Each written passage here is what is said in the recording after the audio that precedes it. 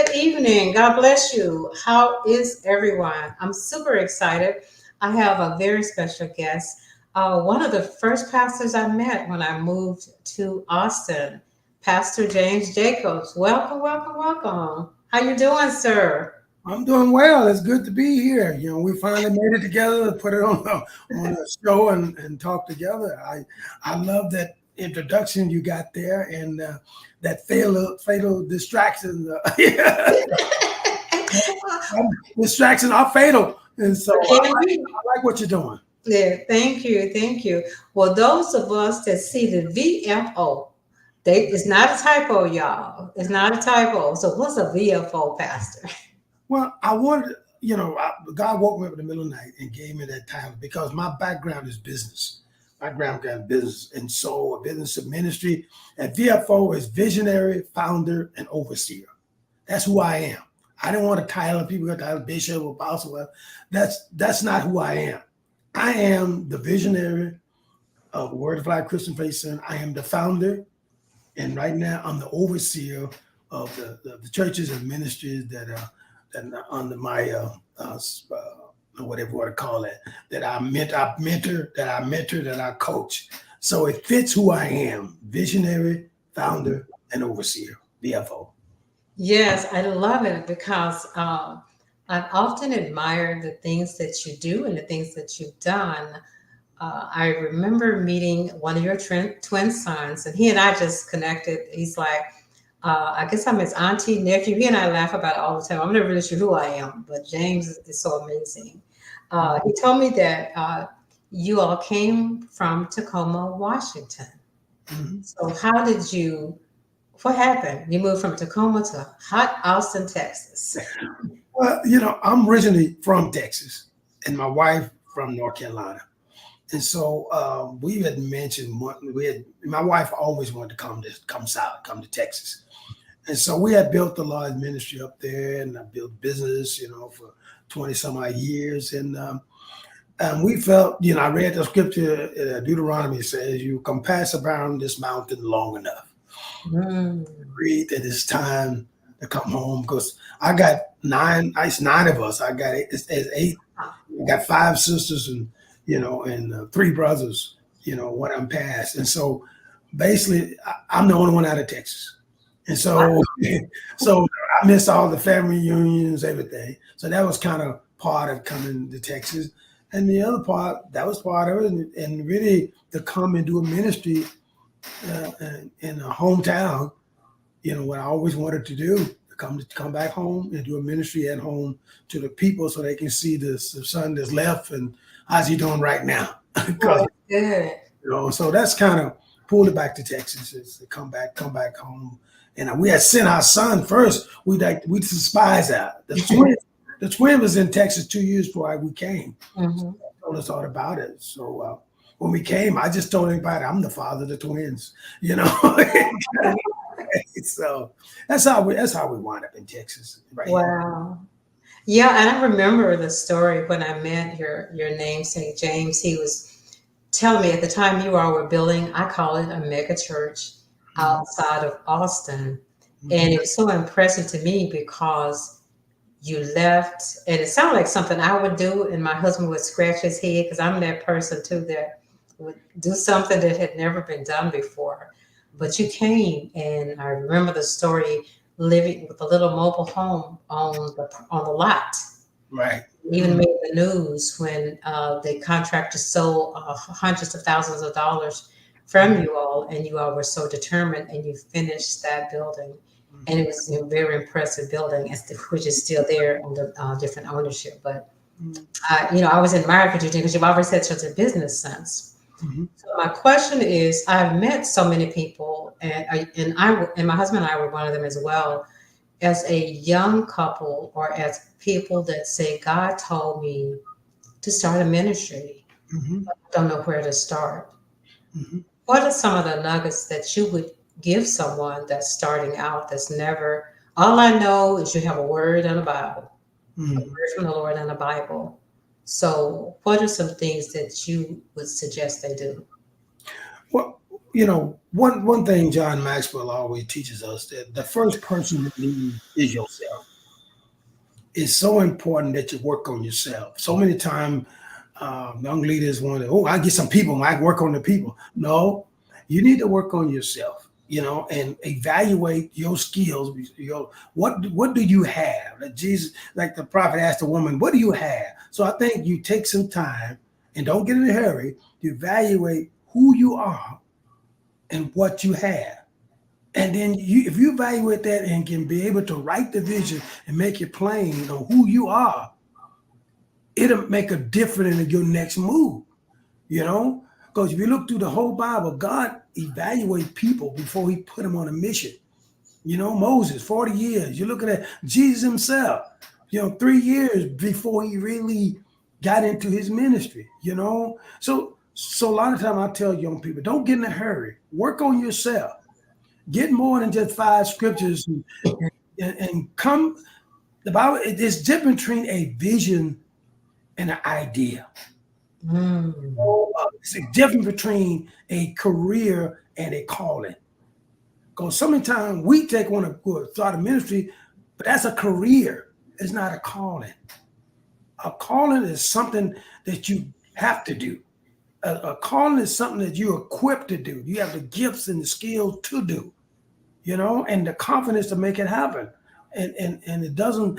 And you got to look at it from the practical point of view before you go to the faith point of view, because we fight all the time between fact and faith. Mm-hmm. Fact is you don't know what you're doing. The fact is you broke. And it's gonna take a lot of faith to get you so far. But after a while, I tell people the Bible said faith is the substance of things hoped for. Mm-hmm. So sooner or later you're gonna need some substance. Mm-hmm. And so and that's what I would suggest. Take some time, work on yourself, develop yourself before you start working on anybody else. So what do you mean develop myself? I know God called me. I'm supposed to start a church. Oftentimes we run out and get a building. I know that's what my husband and I did. We didn't get a building, but we said, okay, we got to get a space. Mm-hmm. At first we had favor with a hotel, but how do we get the people? Because at first we did all the things we knew to do as far as the marketing, the advertising, and inviting people. But usually after that first service, after people come to see what you're doing, then they either disappear. In our case, we were new to the area, so we didn't really know but a few people, and we invited people. And I want to say those first few weeks, like I heard Creflo Dollar say, it was just me and my husband and the Angels. We had a boom box and some CDs. Mm-hmm. And I did praise and worship to the Angels because there was nobody in the seats. Mm-hmm. Well, when I said develop yourself, I'm talking about you mentioned that we got the building, but then got to go get the people. Developing yourself simply is that, are you relational? Are you relational? Do you have skills in the area of relationship? Do you care about people? Do you really care? You know what I'm saying? Developing yourself in a skill of connecting with people. It's just like the church. A person is not in the customer service area. They work out it. They mean, they have a bad disposition. But what we do is we put them on the usher board. We put them the first face they see. You know what I'm saying? So I'm saying that you don't have the skills. Are you developing your area of relationship? All right. Developing the area of leadership. Are you a real leader? Are you developing the area of equipping? John Maxwell put it like this. First of all, develop yourself in relationship. Number 2, you gotta develop yourself in equipping, training. Do you know how they train, equip somebody? And number 3, you deal with your attitude. How's your attitude? And then last, develop yourself in leadership. That's REAL, real. Get real with yourself. You know what I'm saying? I think you have to really work on those areas. And are you developing an area of finance? Yes. Do I know my money? So when I talk about development, I'm talking about working on those skill levels that you need. And like I said, you may not be know how to do that well, but you need to find somebody on your team that knows how to do that. You know, if I would tell young people, take some time and develop your team before you go out there. That's good. The days of me and my family gonna start, it won't work nowadays. You need to get a team. Jesus didn't give that model. I don't know where that model came from. Jesus' model was he went and got disciples. Mm-hmm. Nowadays, it is the day of an entrepreneur. A person got to have a spirit. You know, you got to start with that. Nobody will tell you get started. You got to be a self-starter. Mm-hmm. Jesus got business people. He got successful people around. He built a team that was can assure sure that he was going to be successful.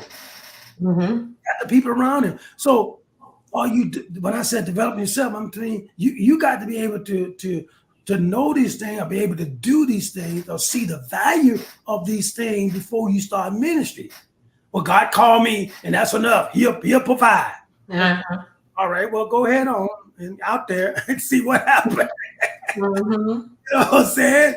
So Jesus himself, he said, yeah, he could have said, well, God provide, but the Bible didn't say it like that. Then he Mm-hmm. went by the Sea of Galilee and he put some effort into his ministry before he started. Mm-hmm. He knew how to have a relationship with people, how to connect with people. So I think all those things a young preacher needs to say, I need to evaluate all myself, develop myself in the area of relationship, you know, my effectiveness in equipping people, my attitude towards people, and then my leadership ability, you know, and how can I manage my finance, you know, and my mission, my mission, my money, and my members. You know, that's what you gotta have, baby. Hell. Good. That's good. Yeah, it's so important. Also, as a young someone that's starting out in ministry, or just maybe they've been there for a while, so important to have a team or someone a team of accountability, Right. other leaders that are successful that you can go to. That's one going to hold you accountable. That you're going to be, be a person of integrity and really representing the kingdom and Christ well. And at the same time, that you can be vulnerable to, that they can pray with, and that's something I find that a lot of people call it covering, but at the same time, who is your tribe that's going to tell you the truth, bring correction, at the same time encourage you and strengthen you when you're weak. Right. So all of that's so important. So you've been doing ministry for quite some time. Who did you and Lady Jacobs have during those times? I think one time you were part of probably an organized religion, but then you stepped out and you had your own.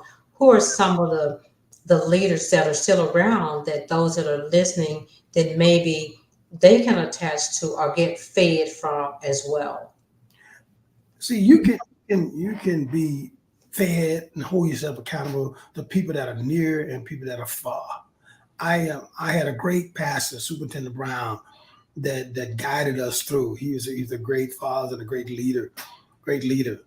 But I think 1990, Apostle David and I went to TDJ conference in Dallas, and we started that journey of really learning. And it goes back again to develop yourself. We had a desire to learn and to grow. And so you have to surround yourself with the right people in order to make that thing happen. So we we submitted ourselves to this information that was coming our way. We knew that's going to help us grow and develop. And if you're a young pastor, and it doesn't matter if you have 50 covering, but if you're not disciplined, submitted to any authority, you're going to lose from the get-go, because some people just want to have covering. They said what they have covering. Mm-hmm. They do what they want to do anyway, but that hunger. So some of the people, my pastor, Superintendent Brown and Bishop Brown, then we T.D. Jakes, and then Ivy Hilliard, and then I read a lot with John Maxwell. So people can pour into your life, don't have to be a part of your life. but you know they've been successful. So that's part of developing yourself too, is knowing that, hey, I read at least a book a month. You know, you got to read to lead. You know, and so it's so important that you have the hunger to know that once you know you got to develop yourself, that's what you start doing. You start doing things intentionally to put yourself in position so you can grow into the person you really want to be. Because if you don't grow into the person you really want to be, the people that come around you are going to be confused. Well, you're trying to go today, you like this person, tomorrow you like that person. They don't know. So it goes back to you got to develop yourself, know who you are. You know, John Maxwell did that book, Developing the Leader Within You. Mm-hmm. You know, and so I think I keep going back to that because I think it's so important that we have to spend some time for some self-development of ourselves. You don't need nobody else. You need someone else. But if you don't have the initiative yourself, it's going to be hard for somebody to try to teach you something because you don't have initiative. They got to call you and wake you up every morning. You know, so you know. Yeah. So So what I hear is that you got to want to. right. And that's how it was. I remember when I was, like I said, a younger Christian, well, a baby Christian. I had just joined the church, and I loved what our pastor was doing. But for me, there was a hunger for more. There was more than I needed. It was no disrespect to him and his teaching, but there was something else that I needed and a different flavor. You know, sometimes you can eat vanilla ice cream all the time, but sometimes you want to try something different. Put a cherry on top or something. And it took nothing away from him. It just enhanced what I was already receiving on a weekly basis from our local pastor. Mm-hmm. And that's what people don't really, you don't hear many people talk about that because some churches don't want you to go outside of that wall. That, you know, we have everything you need right here. Right. No, I wasn't close enough, walking that close with the pastor at the time, or knew the people at the church to even tell them. I just saw there was a women's event going on in the city. I didn't know anything about the people, but I knew it was the Holy Spirit leading me to go there. So I was brave enough to go to this conference that was hosted by, and speakers were not my nationality. And that's another thing we have to get away from, this whole segregation thing. Right. Because one, we know heaven is not going to be different nationalities. And at the same time, God, he created us all. And each one have something they can impart, and not to be just focused on if they don't look like you or sound like you. And so I know several months ago I saw on Facebook you were like you said, you were constantly learning and feeding yourself. You went to something down in the Houston area. I saw you that you posted that you were. Yes, it was. What was that? Right. It was about preaching, not on preaching. They have I think Forest, I forget the name of the church now, but a huge church. But you know, when you got a hunger, God, the Bible said, "Blessed is the man that hunger and thirst after righteousness, for he shall be filled." So you know, with me, if it's a word of God, if it's something I can grow in, you know, when you start doing that, God will send you the places that you need to be. He'll send you. And so I was there just to learn and just be inspired and be around other preachers, other successful people. You know, I'm about success, you know, and so I want to get around successful people because I know your environment will shape you. And I teach my sons all the time, exposure expands you. Yes. A lot of time when people are stuck because they have not been exposed to anything else. One of the things that I think T.D. Jakes said back in the 90s, that people singing all them the rap song, but talking about how they was, you know, about all the violence. We said, I'm just singing about where I am. Well, if you just cross the track on the other side, the people over there are not like that. So it might change your song. So sometimes we act like our environment. We act like what we've been eating. And so maybe it's something better. When you have a hunger and desire for better, then you'll go get better. And I don't say when I go get it, I'm not blaming the cook at the other place. I'm just getting it and being satisfied myself. Because, you know, the other person was the reason I'm where I am right now. So I don't push back on the people that got me where I am. Right. But it's important to realize that God is calling you to that area of growth because there's some other folks that He wants you to pour into Mm-hmm. that are more hungry than the other folks you're around. So it's I think I have some hungry people. So God gives me more. Much is given, much is required. That's right. That's I right. have I have to prepare more because I know God called me to feed hungry people. Mm-hmm. Mm-hmm. Because if you're not hungry, then I won't waste too much of my time. I'm I know. not I I'm would not enjoy talking to you. I'm not mad because you're not hungry. I just want to give it over here to these people here that they eat it up right away. Mm-hmm. Mm-hmm. And what I love about it, you and I are very young, of course, Oh, and you stay relevant. You mhm, work hard to stay relevant.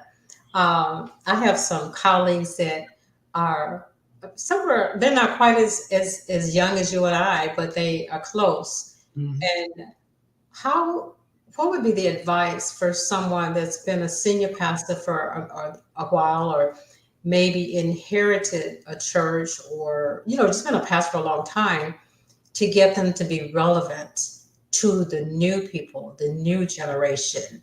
What are some of your secrets, or that you would tell some of your friends that's been minister a while, how to shift, so that you can draw the next generation and not just have a church of older people? Well, it goes back to really looking at what you really want to do while you're here, evaluating what's your level of satisfaction. I'm God has blessed me. God has blessed me to be able to shift. And really, my sons help me a lot too. It's good to have young people that you listen to, even though you're the senior, but that you listen to them. To try to be relevant.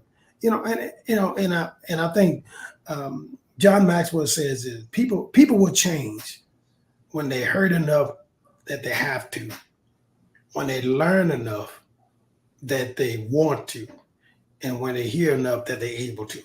Sometimes at what people are, they're not able to make that change. So they got to hear more.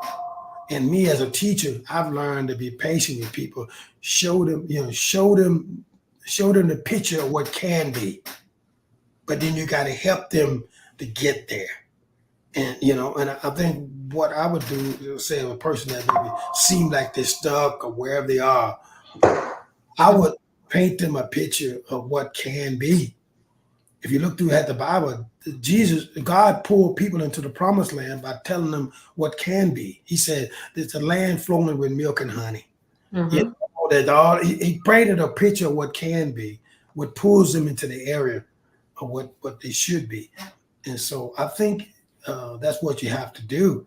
And I've learned as a leader to be transparent too. Say, hey, it didn't happen to me overnight. I have Mm-hmm. to earn this transition. And if you like what you see, well then follow the pattern that I did. You have to really just surrender to the process. We say that with ease, Mm-hmm. but you have to first of all admit to yourself where you are.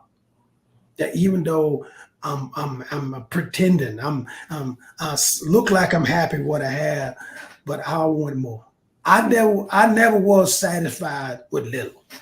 Mm-hmm. I never was. I wasn't satisfied with lack. I wasn't sad. So, but I was willing to pay the price to get what I want. And so the Bible says He'll give you desires of your heart. So if you don't have no desire, why would God give you something? That's good. I think it goes back to really um, that person going back to evaluating who you are and what do you really want. What do you really want? Be transparent with yourself and see, and don't be so easily satisfied. And then here's a picture of what can be. And when I show the picture, I understand it's going to take some time for you to get there. So I've learned to be patient because it's not going to happen overnight. A person been there for 30, 40 years, you ask them to change, it's not going to happen overnight.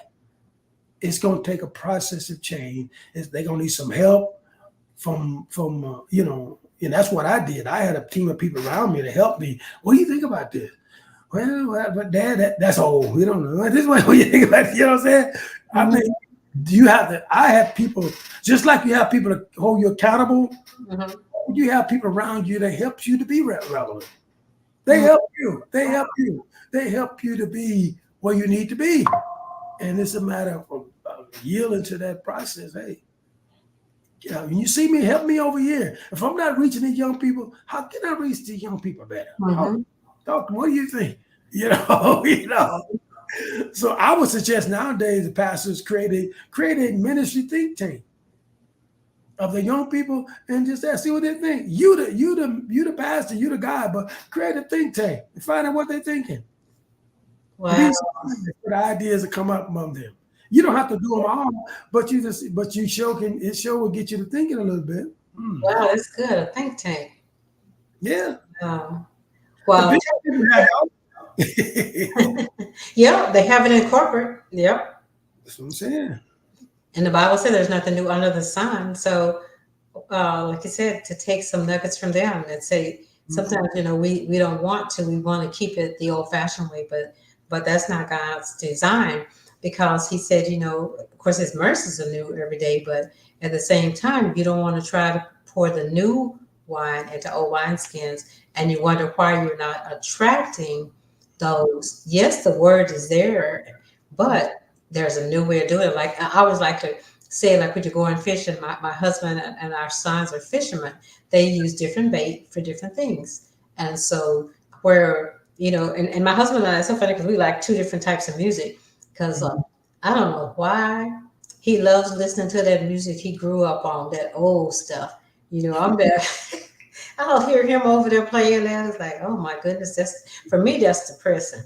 But because I like the upbeat, but like you said, different depends on who God's called you to and who God wants, you know, to help attract. I know you do a lot about leadership. You've been called for now. You've transitioned out of being a full-time pastor to traveling. You've been sent for. Tell us a little bit about this leadership that you're doing. I know you have some material. What are the churches calling you in for? What's that all about? Well, they call them in because I think they realize that a position is the lowest form of leadership. We got people in position, but they're not leaders. They don't know how to communicate. They don't know how to connect with people, you know. And so they bring me in to teach the people the art of leadership. How do I move people? How do I have my leader to inspire others and motivate them towards a common goal? And so I come in to inspire them in that area, to give them some tools, not just talk. I give them some tools, step by step. That's what this first book, this book here, you can get that at Amazon, a leadership matrix. It's a tool. It's a tool that pastors can use step by step and to train their leaders.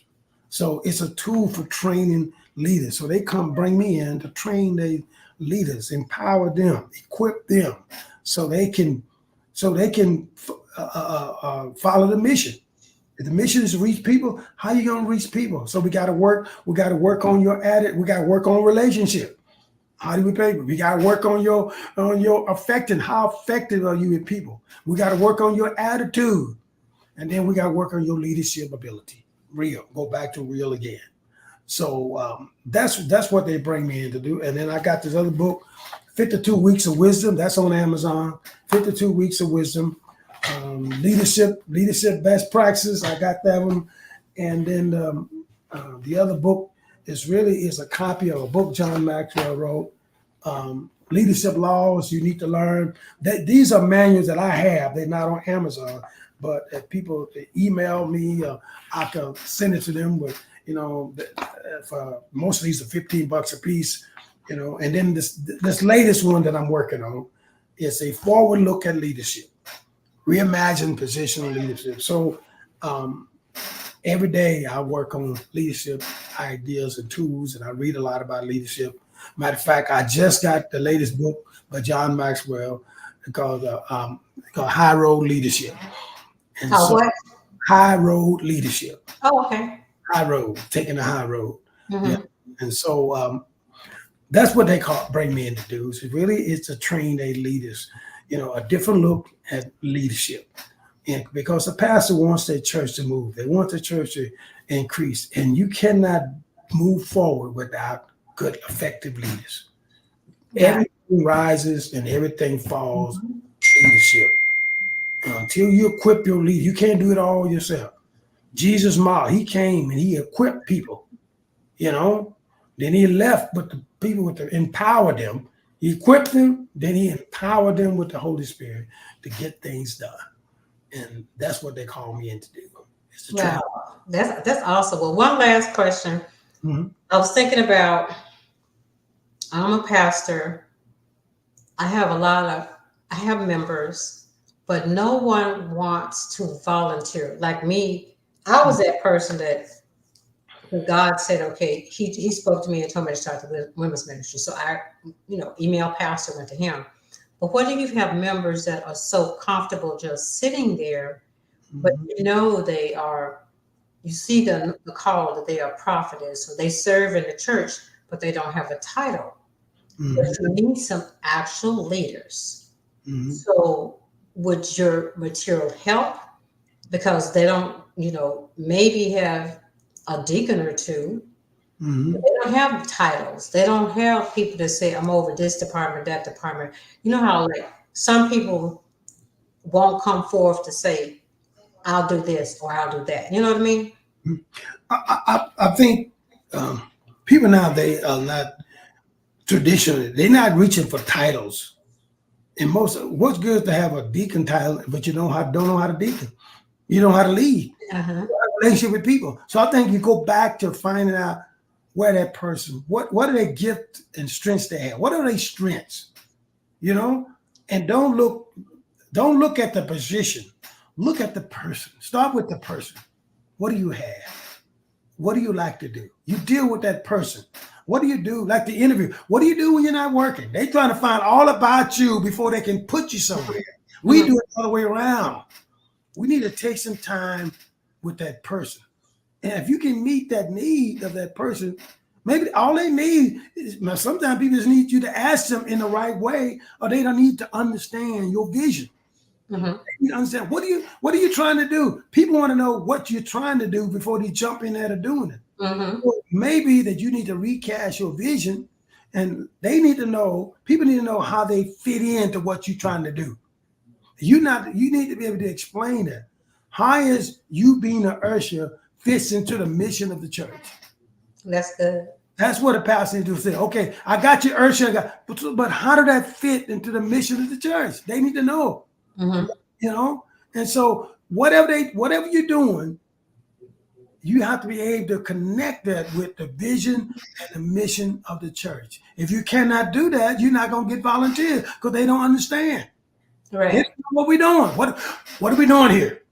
And the great leaders will ask that question every time. And we miss them because what are we doing here? Well, what we doing for the Lord? No, you didn't answer that question. So you're not going to get the key volunteers because you cannot answer the question. You cannot explain, write the vision, make it plain. So those things are important. Let's go back to the leader need to become a better leader so he can find leaders. You see what I'm saying? Mm-hmm. So what needs to happen. So that's if you want to get volunteers, that's how you get them. So do you train pastors how to be a leader? Because that's something we were never taught. Yeah, I In do church. that. We taught how to preach or all that other stuff, but they never taught you because what they said, leaders are born, they're not made. Yeah. Or is that true? Or can you help me become a leader, a better leader? John Maxwell said like this, I ain't never seen a leader that wasn't born.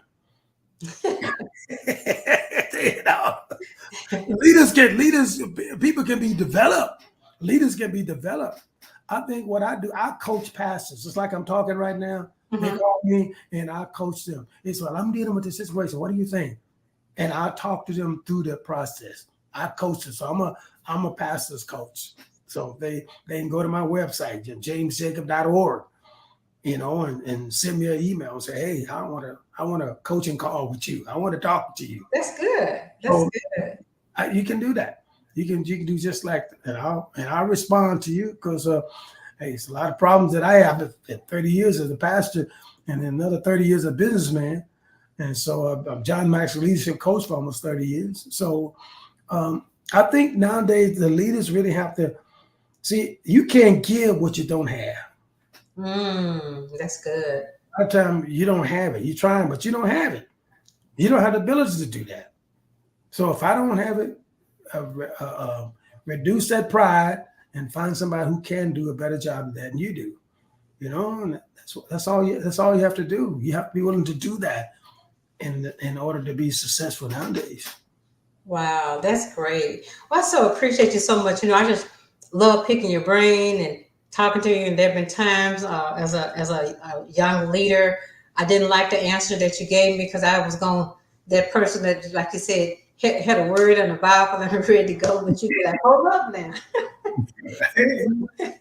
You're that person that will say, okay, you can do it like this, but this is what I suggest. So that much I love about you because you're gonna show me both sides of it. That's, I think, that, like you said, the businessman, the military man, the father, all of that you wrapped up in you, who you are when people come to you for advice. And I just want to thank you again for taking time on your busy schedule to be a part of the show. Also, if someone wants to connect with you and reach out to you, how can they connect with you? Because I know you're on Facebook. So if someone wants to email you or contact you, how can they reach you? What's a good way to find you? Well, they can follow me at Pastor Jacobs on Facebook, and then they can email me at VFO at HayesCares.org, or they can email me at Pastor J at wordoflifecfc.com. And you can go to my website too at jamesjacob.org, and you can see me there. You can go to HayesCares.org, and I'm there too. So we have a nonprofit. So that's how those ways to contact me. And I love to share and about leadership because I really believe that a critical problem and the crying needs of our world today is simple, just leadership. That everything rises, everything falls on leadership. When there's a problem, there's a leadership problem. Yep, it's it.